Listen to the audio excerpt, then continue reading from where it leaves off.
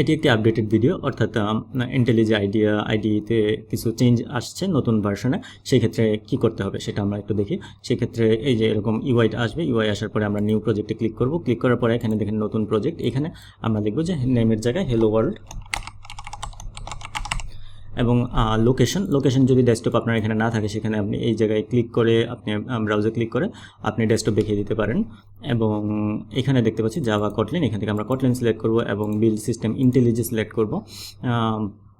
ম্যাভ and Gradle এগুলো আমরা advance সেকশনে দেখব, এবং যেদিকে আমরা 11 বা 1.8 এগুলো সিলেক্ট করে দিতে পারি, বেশি পুরাতন সিলেক্ট না করাই ভালো।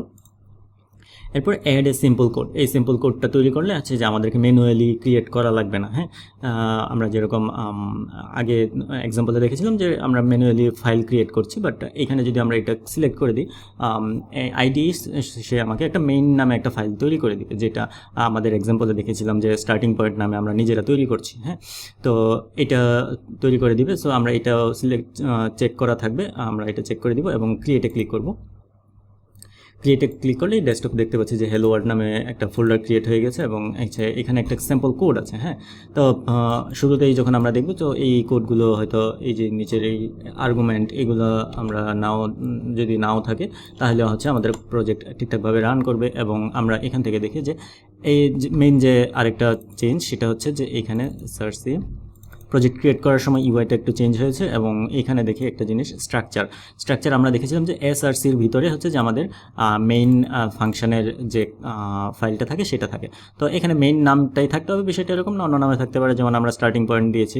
সো এইটা ছিল এসআরসির ভিতরে আমরা তৈরি করেছিলাম। তো এখন দেখেন এসআরসির ভিতরে মেইন, তারপরে কটলিন, এরকম স্ট্রাকচার ওয়াইজ এসেছে। তো এখানে মেইন আর কটলিন এই দুইটা ফোল্ডার নতুনভাবে যুক্ত হয়েছে, যেটা পুরাতন ভার্সনে হইতো না।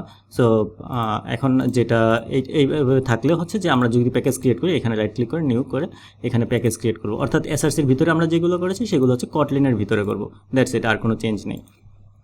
আর আরেকটা জিনিস দেখি, সেটা হচ্ছে যে আমরা যখন মেইন ক্লাস, অর্থাৎ যদি আমরা এখানে প্যাকেজ ক্রিয়েট করি, হ্যাঁ সাপোজ মনে করেন এখানে প্যাকেজ কম ডট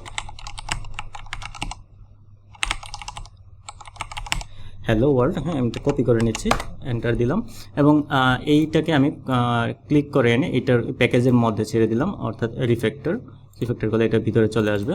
আমরা অথবা এইখানে রাইট ক্লিক করে নতুন ফাইলও ক্রিয়েট করতে পারি। তো এখন যেহেতু রিফ্যাক্টর করেছি, এখন উপরে হচ্ছে যে আমরা প্যাকেজটা দিয়ে দেবো, যেটা হচ্ছে যে প্যাকেজ কিওয়ার্ডের আন্ডারে প্যাকেজ। আর এখানে হচ্ছে যে আমরা এডিট কনফিগারেশনে গিয়ে আচ্ছা, যদি আমরা ম্যানুয়ালি কনফিগারেশনটা করতে পারি, অথবা হচ্ছে যে আমাদের যদি এখান থেকে রান দিই তাহলে হচ্ছে যে কনফিগারেশনটা তো ক্রিয়েট হয়ে যাবে। আমরা যদি ম্যানুয়ালি ক্রিয়েট করি, রাইট ক্লিক এখানে প্লাসে ক্লিক করে এখানে দেখেন আমাদের কটলিন আছে, কটলিন, এবং আননেমডের জায়গায় আমরা একটা নাম দিয়ে দিই, সাপোজ মেইন কেটি। হ্যাঁ, আর এখানে আছে দেখেন মেইন ক্লাসটা কোথায় থাকবে, এই প্যাকেজের আন্ডারে, যেহেতু আমরা প্যাকেজ ক্রিয়েট করেছি। যদি প্যাকেজ না থাকে তাহলে সরাসরি এই মেইন ক্যাটি থাকবে। আচ্ছা, মেইন ক্যাটির যে ব্যাপারটা এটাও একটু বলে দিই, যে যদিও আমরা পরবর্তীতে এটা নিয়ে আলোচনা করব, বাট যেহেতু হচ্ছে আপডেট আসছে, সো আমি হালকা একটু বলে দিই। সেটা হচ্ছে আপনার এই মেইন ক্লাসের ব্যাপারটা হচ্ছে যে আমাদের দেখেন মেইন ডট কেটি আছে। হ্যাঁ, কেটি, এইখানে কেটি মানে হচ্ছে যে এক্সটেনশন, ফাইলের এক্সটেনশন, কিন্তু এই কেটি মানে হচ্ছে যে এই ক্লাসটা, অর্থাৎ দেখেন আমাদের এখানে কিন্তু কোনো ক্লাস নাই। হ্যাঁ, সরাসরি ফাংশনটা আমরা ক্রিয়েট করেছি। সো এটার কিন্তু অ্যাকচুয়ালি জাভা তো এই মেইন ফাইলটাকে চেনার জন্য একটা ক্লাসের দরকার। সেই জন্য আমাদের এটা জেনারেট হবে ব্যাকগ্রাউন্ডে, যেটা আমরা দেখব না। সেটা হচ্ছে যে ফাইলের নাম তার সাথে কেটি যুক্ত হয়ে যাবে। হ্যাঁ, কেটা ক্যাপিটাল, কেটি যুক্ত হয়ে এটা হচ্ছে যে একটা ক্লাস তৈরি হবে। হ্যাঁ, এটা হচ্ছে ব্যাকগ্রাউন্ডে তৈরি হবে, এবং এটা দিয়ে অ্যাপ্লাই দিলাম, ওকে দিলাম, এবং আমরা এখান থেকে রান দিই।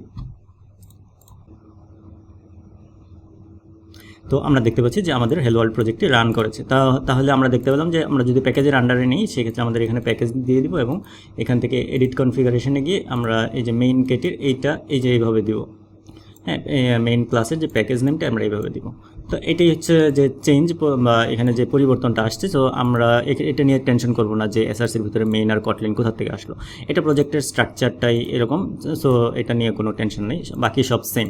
হ্যাঁ, ধন্যবাদ।